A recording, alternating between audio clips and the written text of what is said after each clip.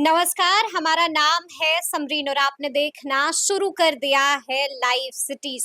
देखिए BPSC TRE 1.0, BPSC TRE 2.0 के बाद अब बारी है बीपीएससी टीआरई 3.0 की। और आपको मालूम है कि बीपीएससी टीआरई 3.0 की शुरुआत 19 तारीख से होने जा रही है और इसमें 6 लाख से ज्यादा अभ्यर्थी शामिल भी होंगे। और आपको बता दें कि इसको लेकर अब से कुछ देर पहले बीपीएससी ने बड़ी प्रेस कॉन्फ्रेंस भी की है। बीपीएससी अध्यक्ष बहुत कुछ बताया है, बहुत कुछ बदलाव किए गए।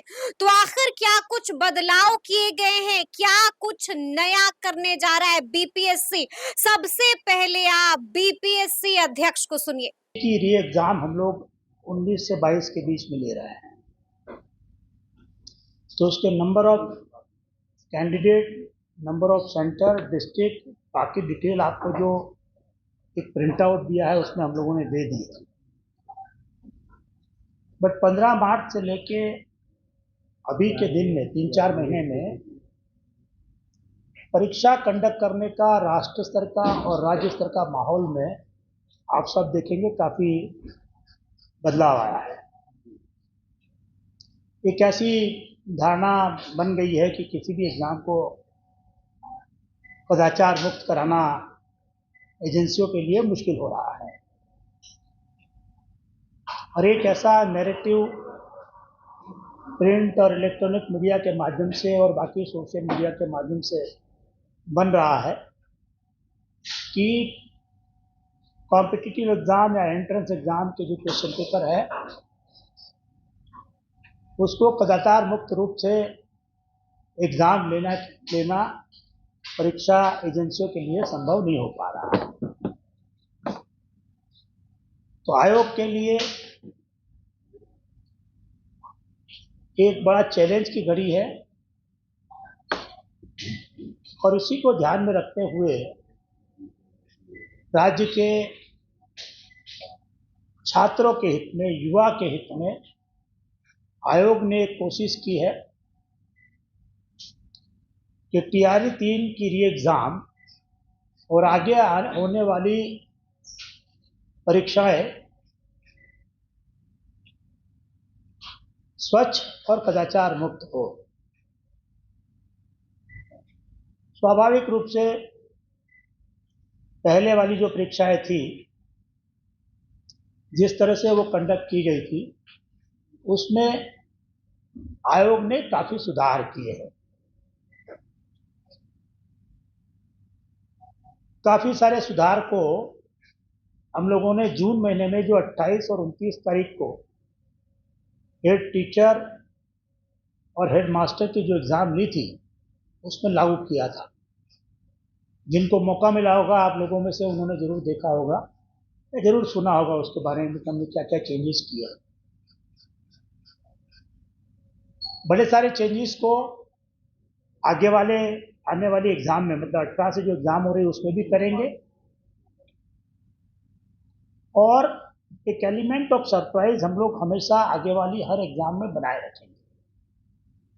इसका मतलब ये है कि आगे आने वाली हर एग्ज़ाम में कोई न कोई ऐसा एलिमेंट होगा जो आपने पिछले वाली एग्ज़ाम में नहीं देखा होगा, चाहे उसके पैकेज की डिज़ाइनिंग हो, पैकेजिंग का कलर हो, नंबर ऑफ क्वेश्चन सेट्स हो, एग्ज़ाम लेने की पैटर्न हो। बहुत सारी चीज़ें हैं जिसमें आयोग लगातार ये कोशिश करेगा कि इसमें सुधार हो, इम्प्रूवमेंट हो, एलिमेंट ऑफ सरप्राइज बना रहे और हर हालत में कदाचार मुक्त स्वच्छ परीक्षा आयोग आयोजित कर सके। जो 18 से 22 के बीच में, मतलब 19 से 22, सॉरी 18 को तो असिस्टेंट आर्किटेक्ट की एग्ज़ाम है, वो एग्ज़ाम अगर मिला लीजिए तो 18 से 22 के बीच में जो एग्ज़ाम हो रही है और आगे जो भी एग्ज़ाम होगी, ये सब एग्ज़ाम आप जानते हैं मल्टी सेट होगी। पहले क्वेश्चन पेपर का एक ही सेट बनता था, लेकिन अब एलिमेंट ऑफ सरप्राइज जोड़ने के लिए सभी एग्ज़ाम हम लोग मल्टी सेट करेंगे। इसका मतलब होता है कि एक पर्टिकुलर एग्ज़ाम में एक से अधिक सेट रहेंगे। कितने रहेंगे ये सरप्राइज रहेगा। ये एक से अधिक का मतलब 2 भी हो सकते हैं, 3 भी हो सकते हैं, 4 5 भी हो सकते हैं। तो हमने इसको सरप्राइज एलिमेंट के लिए रखा है। अलग अलग एग्जाम में हम अलग अलग नंबर ऑफ सेट्स अलग अलग प्रिंटर से छपवाएंगे और अलग अलग वाहन से कैरी करके अलग अलग जिलों में उसको पहुंचाएंगे। तो ये पूरी व्यवस्था एलिमेंट ऑफ सरप्राइज के लिए की गई है कि इस पर्टिकुलर एग्जाम में ये सभी कलर, ये सेट है कलर कोडेड रहेंगे।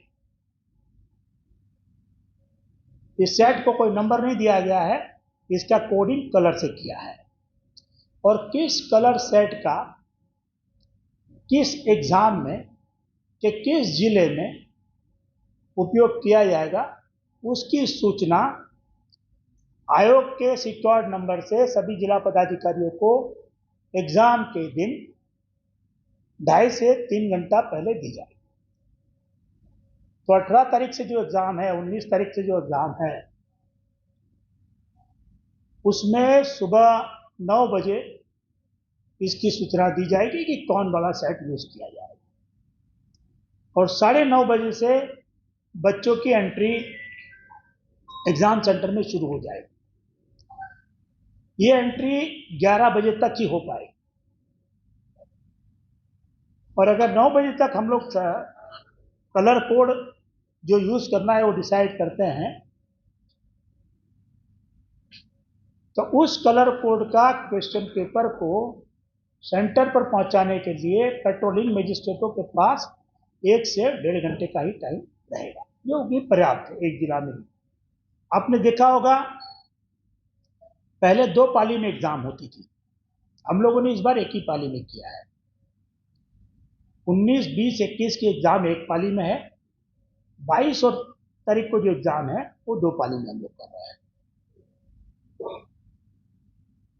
सेट के साथ साथ जैसे मैंने बताया हर जिला में पहले 2 जिले पर एक ट्रक क्वेश्चन पेपर भेजे जाते थे, मतलब 2 जिले के मिला के भेजे जाते थे।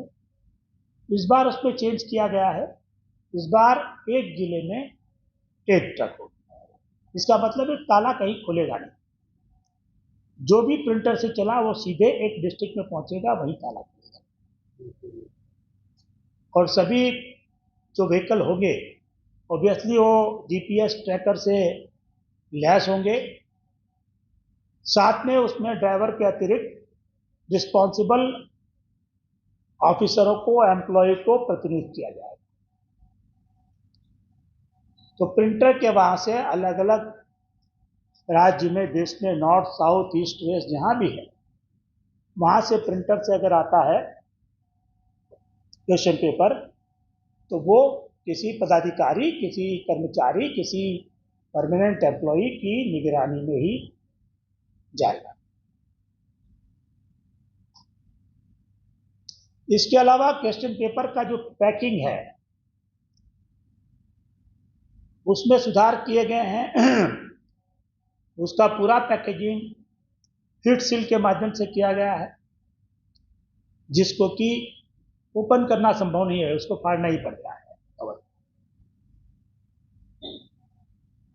सिमिलरली जिन स्टील ट्रंक में बक्सों में क्वेश्चन पेपर रखे जाएंगे, उसका भी यूनिक पैकेजिंग, स्ट्रैपिंग और रैपिंग किया गया है। तो नॉर्मल स्ट्रैपिंग रैपिंग होता है उस तरह से नहीं करके इसको स्पेशल मटेरियल से, जिसके ऊपर सिक्योरिटी फीचर्स लगे होंगे, उसके साथ डिजाइन लगी होगी, उसके साथ किया गया है। इसके अलावा सेंटर पर जो इंपर्सोनेशन के लिए, रोकने के लिए जो प्रक्रिया पहले थी वो चालू है।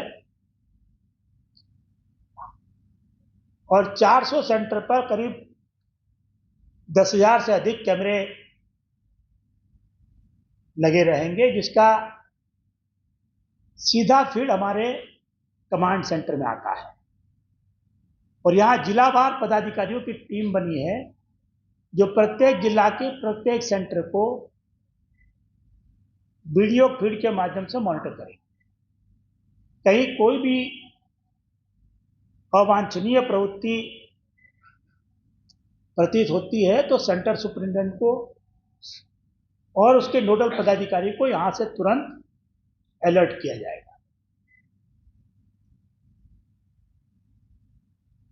पहले भी बायोमेट्रिक की व्यवस्था थी, आपको पता है, वो व्यवस्था कंटिन्यू है और विगरसली इसको इम्प्लीमेंट किया जाएगा। अगर किसी का बायोमेट्रिक फिंगरप्रिंट उनका मैच नहीं करता है तो वैसे स्टूडेंट को अलग से बिठा के पहले उसकी जांच की जाएगी। अगर उनका जांच के दौरान भी फिंगरप्रिंट मैच नहीं पाया जाएगा तो ऐसे कैंडिडेट के खिलाफ इम्पर्सोनेशन के लिए कार्रवाई की जाएगी।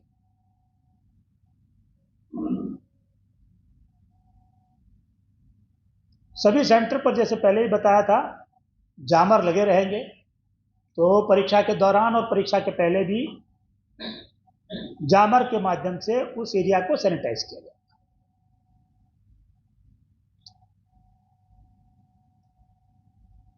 इस बार भी वही व्यवस्था रहेगी।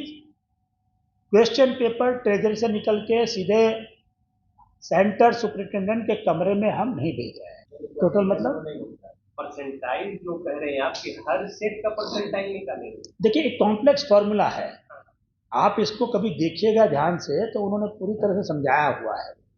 उसमें बहुत सारी चीज़ें डिपेंड करती है, कितने सेट यूज़ किए हैं, किस जिला में किए हैं, कितने बच्चों ने किया हुआ है, उस सबको ध्यान में रखते हुए वो लोगों के परसेंटाइल को निकालते हैं। सपोज हमने फिक्स किया कि 40 परसेंटाइल हमारा कट ऑफ मार्क्स रहेगा करके, और हर 3-4 सेट में या हर जिले में जो अलग अलग सेट हुआ है उसमें उस कट ऑफ के परसेंटाइल के बच्चे कितने उसको लिए जाएंगे पहले, उसके बाद उसका एक और स्टैंडर्ड मेरिट बनाया जाएगा। वो कॉम्प्लेक्स फॉर्मूला है, थोड़ी समझने में समझाने में मुश्किल है, बट आप अगर कभी देखिएगा तो वो प्रोवन है।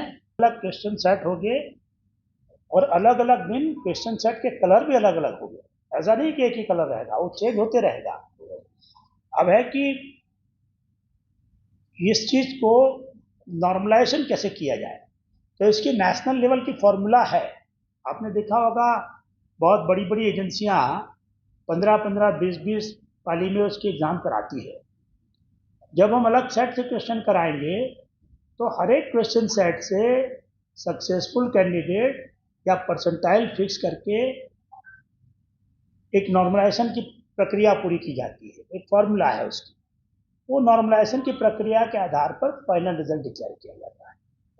तो अगर 3 अलग अलग सेट यूज होते हैं पूरे राज्य में या कुछ जिलों में अलग अलग होते हैं तो उसका हम उसी प्रक्रिया से नॉर्मलाइजेशन करेंगे जिस प्रक्रिया या फॉर्मूला पर राष्ट्र स्तरीय एजेंसियां करती आ रही हैं और जो टाइम टेस्टेड और प्रोवन मेथोडोलॉजी है उसी को हम फॉलो करेंगे। प्रिजम्पटिव क्वेश्चन आप दे रहे हैं, जब तक सरकार से रिजर्वेशन पॉलिसी पर अंतिम रूप से कोई फैसला नहीं मिलता है तब तक आप एग्री करेंगे रिजल्ट देना संभव नहीं होगा।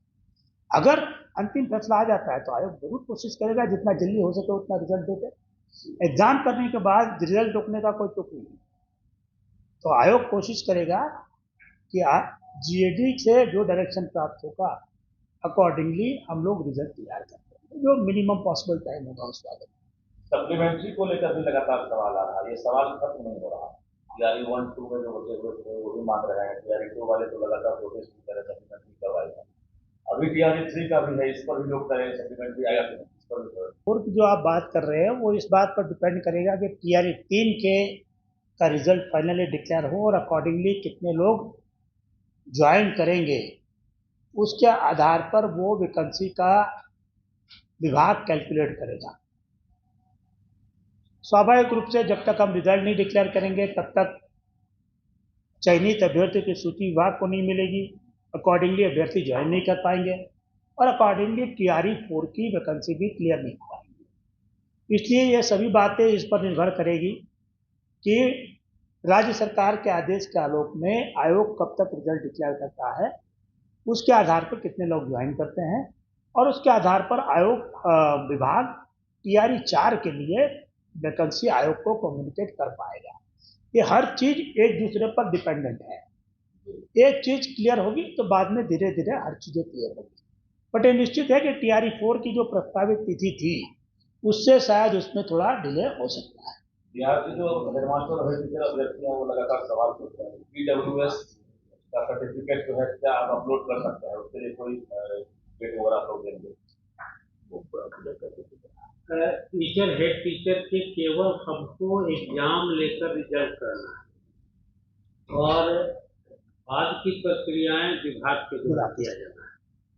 हम केवल मेरिट के आधार पर बच्चे जो आवेदन पत्र में इंफॉर्मेशन हमको दिए हैं उसको यथासत्य मानते हुए हम उनको उनके अभ्यर्थी का काम किए हैं, उनका एग्जाम लिए हैं। मेरिट के आधार पर जो क्वालिफाई होंगे उसकी अनुशंसा मेरे द्वारा भेजी जाएगी, आयोग के द्वारा विभाग को भेजी जाएगी। विभाग जब उनका करेगा, समीक्षा करेगा, डॉक्यूमेंट जांच करेगा तो उस पर वो निर्णय लेगा कि ये अब उनके द्वारा दिए गए बच्चों को और बिहार के बच्चों में कोई डिफ्रेंशिएट नहीं करता। सरकार ने बिहार के बाहर के बच्चों को भी जो अर्हता पूरी करते हैं उनको रखने के लिए, पार्टिसिपेट करने के लिए अलाउ किया है। वैसी स्थिति में आयोग इस तरह के आंकड़े नहीं इकट्ठे करता है, लेकिन अगर कोई और चीज़ है तो हमारे सेक्रेटरी साहब कुछ प्रकाश डालना चाहेंगे उसको। एक सवाल की जो आ जाएगा तो रिजल्ट जारी करेंगे या फिर आप उसके आने का इंतजार करेंगे? देखिए, हम एग्ज़ाम ले रहे हैं। एग्ज़ाम लेने के बाद आप जानते हैं रिजल्ट बनाने में भी महीना, 1.5 महीना, 2 महीना का टाइम लगता है। राज्य सरकार ने माननीय उच्च न्यायालय के आदेश के आलोक में जो आगे कार्रवाई करनी है उसकी सूचना सामान्य प्रशासन विभाग से जब आयोग को प्राप्त होगी तभी आयोग इसका रिजल्ट बना पाएगा। वैसी एडवर्टाइजमेंट जो पुरानी आरक्षण नीति के आधार पर इशू की गई थी उसका रिजल्ट करने में हमको दिक्कत नहीं है, लेकिन नई पॉलिसी के आधार पर जो की है उस वाले में हम अभी रिजल्ट डिक्लेयर नहीं करेंगे जब तक कि राज्य सरकार का आदेश प्राप्त सर, इसी से जुड़ा एक सवाल है कि ये जो विज्ञापन आया है इसकी परीक्षा मार्च में हुई, तो ये आरक्षण वाली पुरानी प्रणाली की परीक्षा हो रही है या फिर नए प्रोसेस की परीक्षा हो रही है? यानी 65% आरक्षण पे ले रहे हैं या 75% आरक्षण पे आप ये परीक्षा ले रहे हैं? ये वाला तो ये परीक्षा 65% और पुराने रिजर्वेशन पे नहीं, ये परीक्षा हो रही है क्योंकि एडवर्टीजमेंट सन 2024 में हुआ था तो परीक्षा हो रही है। जब रिजल्ट की बारी आएगी तो उसमें रिजर्वेशन पॉलिसी होगा और रिजर्वेशन पॉलिसी जो राज्य सरकार सामान्य प्रशासन विभाग के माध्यम से जो विदेश आएंगे तदनुसार रिजल्ट का प्रकाशन ये HM और हेड टीचर वाला एग्जाम दिया गया उसका क्या होगा, उसका भी थोड़ा रिजल्ट वो भी इसी कैटेगरी में है। HM और हेड टीचर के जो एग्जाम हुए हैं वो नए रिजर्वेशन पॉलिसी के अंतर्गत अभियाचनक है। माननीय न्यायालय के द्वारा जो रिजर्वेशन पॉलिसी पर आदेश है, न्यायाधीश है, उस पर ही सरकार के उसके बाद सरकार के जो भी निर्णय आएंगे तदनुसार आयोग रिजल्ट प्रकाशित करेगा। तब तक हम अपनी तैयारी हम पूरी करके रखते हैं और इंतजार। TRE-4 को लेकर ये कैलेंडर है आपका अगस्त का, TRE-4 हम अगस्त में जारी करेंगे। क्या आप ये 65% का अपडेट करेंगे TRE-4 के विज्ञापन जारी करने में?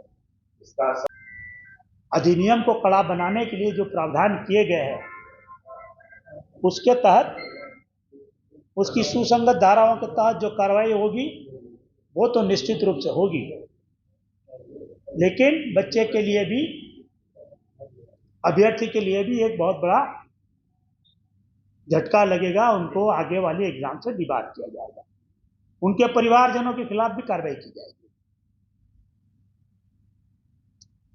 क्योंकि पूरे देश में कदाचार मुक्त परीक्षा कराने के लिए, पेपर लीक को रोकने के लिए आप जानते हैं कड़े कानून बन रहे हैं और एक ऐसा दूषण है जिसको हम लोग सब साथ मिलके ही रोक सकते हैं। तो मेरा आपके माध्यम से बिहार के युवाओं से भी अनुरोध है कि वो ऐसे झांसे में ना आए। अगर कोई बरगलाने की, उनको दिग्भ्रमित करने की, उनसे पैसा ऐंठने की कोशिश करता है तो वो निश्चित रूप से स्थानीय थाना को या साइबर क्राइम सेल को या हमको सूचित करें, हम लोग तुरंत कार्रवाई करें। तो इतने ब्रीफ बैकग्राउंड के बाद अगर कोई चीज़ आपको और सूचना या कोई जानकारी चाहिए तो our questions are welcome. Sir एक आपका जिस कक्ष में बच्चे बैठे हैं उसी एक कक्ष में जाएगा और बच्चों के सामने ही स्टील टैंक को खोला जाएगा, उनके सामने ही जो एनवेलप है उसको खोला जाएगा और बाद में बाकी कक्षों में उसको विस्तृत किया जाएगा। तो आयोग ने क्वेश्चन सेटिंग से लेके, क्वेश्चन प्रिंटिंग से लेके, ट्रांसपोर्टेशन से लेके, डिस्ट्रिक्ट लेवल पर स्टोरेज, डिस्ट्रिक्ट लेवल के स्टोरेज के बाद सेंटर पर ले जाने के लिए और सेंटर पर जाने के बाद इंडिपेंडेंट बच्चों की निगरानी में खोलने तक की पूरी व्यवस्था ऐसे की है कि कोई कदाचार पेपर लीक की संभावना 0.001% से भी कम रहेगी, नहीं के बराबर है। ये पूरी व्यवस्था आप जानते हैं राज्य के बच्चों के हित के लिए। कोई भी एग्जाम का कोई पेपर लीक होने के चलते कैंसिल होती है एग्जाम, तो उससे उसका सबसे ज़्यादा दुष्प्रभाव बच्चों पर पड़ता है, उनके भविष्य पर पड़ता है, उन पर मेंटल प्रेशर बनता है। जब तक दूसरी एग्ज़ाम नहीं होती है तब तक उनका डिले होता है, फिर से तैयारी करनी पड़ती है। जब बच्चे को ये करना पड़ता है तो स्वाभाविक रूप से उसके परिजनों पर भी उसका प्रभाव पड़ता है।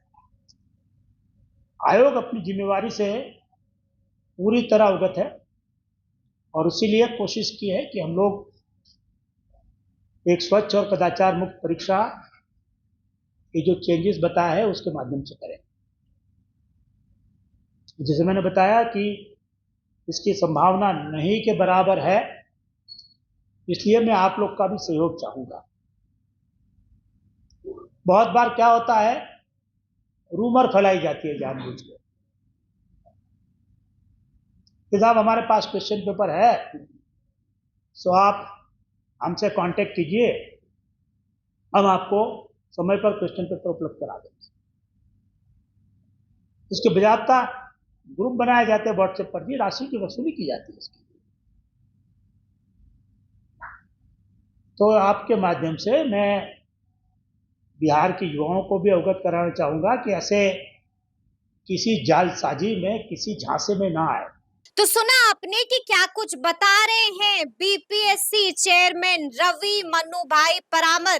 देखिए साफ साफ बता दिया है कि बीपीएससी क्या कुछ बदलने जा रहा है, साफ साफ बता दिया है कि मुन्ना भाइयों पर कैसे नजर रखी जाएगी और क्या कुछ होगा, इसकी भी विस्तृत जानकारी दी है। तो फिर ये पूरी वीडियो आपको कैसी लगी है कमेंट करके हमें जरूर बताइएगा। तो ऐसे तमाम अपडेट्स के लिए ऐसे ही हमारे साथ बने रहिएगा और देखते रहिएगा लाइव सिटीज। बहुत शुक्रिया।